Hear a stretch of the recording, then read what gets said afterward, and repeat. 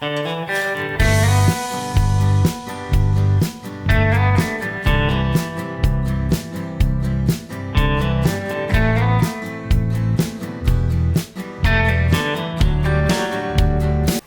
friends, welcome to Madras Samayal. இன்னைக்கு நம்ம மெட்ராஸ் சமையல்ல நம்ம வீட்ல தோசை மாவு காலியானப்போ இன்ஸ்டன்ட்டா ஒரு 15 நிமிஷத்துல பண்ற மாதிரி சூப்பரான சாஃப்ட்டான ரவா தோசையும் அதுக்கு மேல வந்து கறி தோசைக்கே டஃப் கொடுக்குற மாதிரி பன்னீர் வச்சு சூப்பரான ஒரு மசாலாவும் பண்ண போறோம். அப்படியே இந்த சாஃப்ட்டான தோசையும் அந்த மசாலா பன்னீர் மசாலாவும் சேர்த்து சாப்பிடும்போது அவ்வளோ அட்டகாசமா இருக்கும். இப்போ இந்த தோசை பண்றதுக்கு ஃபர்ஸ்ட் மாவு தயார் பண்ணனும். அதுக்கு நான் இன்னைக்கு வந்து 1 கப் ரவை எடுத்துர்க்கேன். அதை வந்து ஒரு மிக்சிங் பவுல்ல மாத்திக்கோங்க. கூடவே 1/2 கப் அவல் அதையும் சேர்த்துக்கோங்க. அப்புறமா 2 டேபிள் ஸ்பூன் அரிசி மாவு, நான் வந்து இடியாப்ப மாவு வச்சுருப்போம்ல வீட்டில், அது சேர்த்துருக்கேன். அதுக்கப்புறமா 1/2 கப் தயிர் எல்லாத்தையும் சேர்த்துட்டு இப்போ இதில் வந்து கொஞ்சம் கொஞ்சமாக தண்ணி சேர்த்து நம்ம கலந்து வைக்கணும். நான் வந்து 1.25 கப் போல் இப்போ தண்ணி சேர்த்துருக்கேன். இனி மறுபடியும் தேவைப்படுற தண்ணியை நம்ம லாஸ்ட்டாக சேர்த்துப்போம். எல்லாத்தையும் சேர்த்துட்டு நல்லா கலந்துட்டு இதை வந்து ஊற வச்சுக்கோங்க. ஒரு 15 நிமிஷம் இருக்கட்டும். மாவு ஊறிட்டு இருக்கிற நேரத்தில் நம்ம வந்து மேலே வைக்கக்கூடிய அந்த பன்னீர் மசாலா ரெடி பண்ணிடலாம். இது வந்து அவ்வளோ நல்ல டேஸ்ட்டாக இருக்கும். இப்போ இது பண்ணுறதுக்கு ஒரு பேனில் 2 டேபிள் ஸ்பூன் போல் எண்ணெய் சேர்த்துக்கோங்க.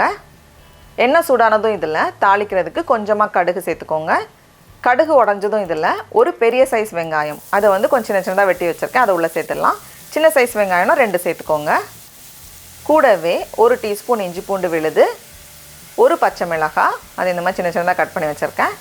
கடைசியாக ஒரு கொத்து கருவேப்பிலை இலை எல்லாத்தையும் சேர்த்துட்டு ஒரு வாட்டி கலந்ததுக்கப்புறமா இதில் வந்து நம்ம மசாலா சேர்க்க போகிறோம். மசாலாவுக்கு கொஞ்சமாக மஞ்சள் தூள், 1/2 டீஸ்பூன் கரம் மசாலா, 1/2 டீஸ்பூன் மல்லித்தூள், 3/4 டீஸ்பூன் மிளகாய்த்தூள், இல்லை நம்மளோட காரத்துக்கு ஏற்ப நம்ம அட்ஜஸ்ட் பண்ணிக்கலாம். எல்லாத்தையும் சேர்த்துட்டு மறுபடியும் ஒரு வாட்டி கலந்ததுக்கப்புறமா இதில் ஒரு தக்காளி, அதை இந்த மாதிரி சின்ன சின்னதாக கட் பண்ணி வச்சுருக்கேன், அதையும் சேர்த்துட்டு கூடவே தேவையான அளவு உப்பு. இது வந்து ஒரு 2 நிமிஷம் வேகட்டும். அந்த தக்காளியில் இருக்கிற அந்த ஈரப்பதம் போகணும். இப்போ இதில் சேர்க்குறதுக்கு நான் வந்து 150 கிராம் பன்னீரை இந்த மாதிரி துருவி வச்சுருக்கேன். அதுலேருந்து கொஞ்சம் மட்டும் நான் எடுத்து தனியாக வச்சுருக்கேன். இது வந்து நம்ம லாஸ்ட்டாக சேர்த்துப்போம். இப்போ தக்காளியில் இருக்கிற அந்த ஈரப்பதம் போய் கொஞ்சம் கெட்டியாக வந்திருக்கு. இப்போ இதில் வந்து நம்ம துருவி வச்சுருக்கிற பன்னீரை சேர்த்துடலாம். கூடவே கொஞ்சம் நறுக்குன மல்லி இலை எல்லாத்தையும் சேர்த்துட்டு ஒரு 2 நிமிஷம் இருக்கட்டும். இப்போ 2 நிமிஷத்துக்கு அப்புறமா மசாலா ரெடியானதும் நம்ம ஸ்டவ்வை ஆஃப் பண்ணி வச்சிடலாம். அவ்வளோதான். இப்போ ரவை அவலெல்லாம் நல்லா ஊறி ரெடியாக இருக்குது. இப்போ இதை வந்து ஒரு மிக்ஸி ஜாரில் மாற்றிட்டு கூடவே கொஞ்சமாக தண்ணி நமக்கு தேவைப்படும். நான் வந்து ஒரு 1/2 கப் தண்ணி சேர்த்துருக்கேன். சேர்த்துட்டு நல்லா அரைச்சி இந்த மாதிரி எடுத்துகிட்டு வந்திருக்கேன். தண்ணி வந்து பார்த்து சேர்த்துக்கோங்க. ஃபஸ்ட்டு வந்து குறைவாக சேர்த்துட்டு நமக்கு தேவைப்பட்டுச்சுன்னா நம்ம எக்ஸ்ட்ரா சேர்த்துக்கலாம். அதனால் ஃபஸ்ட்டே வந்து ரொம்ப அதிகமாகிடக்கூடாது. இப்போ இது கூட 1/2 டீஸ்பூன் உப்பு, எல்லாம் தேவையான அளவு உப்பு, 1/2 டீஸ்பூன் சோடா உப்பு, பேக்கிங் சோடா சேர்த்துட்டு இதை வந்து நம்ம நல்லா கலந்துடலாம். ஃபஸ்ட்டே வந்து தண்ணி அதிகமாக சேர்த்துறாதீங்க. பார்த்துட்டு தேவைப்பட்டால் மட்டும் நம்ம எக்ஸ்ட்ரா தண்ணி சேர்த்துக்கலாம். இந்த மாதிரி ரொம்ப கெட்டியாக இருக்கக்கூடாது, அதனால் ரொம்ப தண்ணியும் இல்லாத மாதிரி இருக்கணும். இப்போ வந்து ஒரு தோசைக்கல்லில் கொஞ்சமாக எண்ணெய் தேய்ச்சிக்கோங்க. தோசைக்கல் வந்து மீடியம் ஹீட்டில் வச்சுருக்கேன். குறைவான சூடில் வைக்காதீங்க. குறைவான சூடில் வச்சிட்டோன்னா இந்த மாதிரி நல்லா வராது. அதே நேரம் ஹை ஹீட்லேயும் வச்சிடாதீங்க, மீடியமில் இருக்கட்டும். வச்சுட்டு அந்த மேல் மாவு வந்து கொஞ்சம் காயணும். அப்படியே கொஞ்சம் பாருங்கள், ஓரளவுக்கு ரெடி ஆகிருக்கு. இப்போ இந்த ஸ்டேஜில் நம்ம ரெடி பண்ணி வச்சுக்கோ மசாலா, அதை வந்து ஒரு ஸ்பூன் இல்லை நமக்கு எவ்வளோ வேணுமோ வச்சுட்டு கொஞ்சம் ஸ்ப்ரெட் பண்ணிக்கோங்க.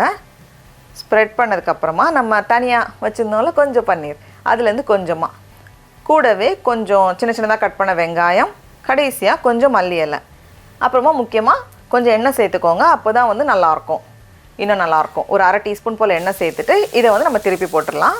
திருப்பி போட்டதுமே நம்ம எடுத்துடக்கூடாது. அப்படியே அந்த கரண்டி வச்சு நம்ம வந்து கொஞ்சம் ப்ரெஸ் பண்ணணும். அப்போ தான் வந்து அந்த ஓரங்கள்லாம் நல்லா கொஞ்சம் கிறிஸ்பியாக வரும்.